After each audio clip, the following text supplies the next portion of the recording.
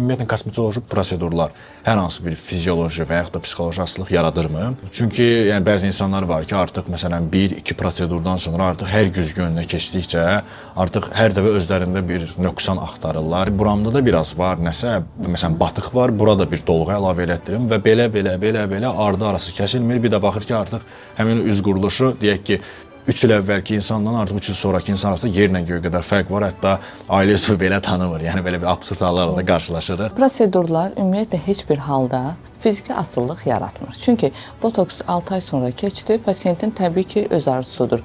Daha əgər o 6 ay ərzindəki görüntüsünü bəyənməyibsə, yenidən elətdirməyə bilər.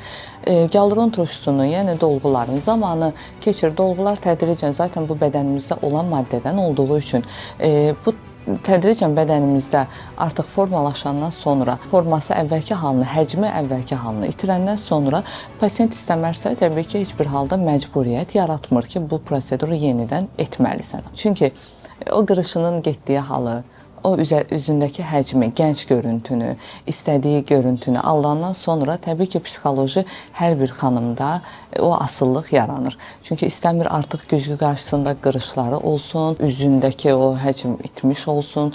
Çünki artıq o özünü o cür bəyənir və onu yenidən bu fikirdən döndərmək çox çətin olur.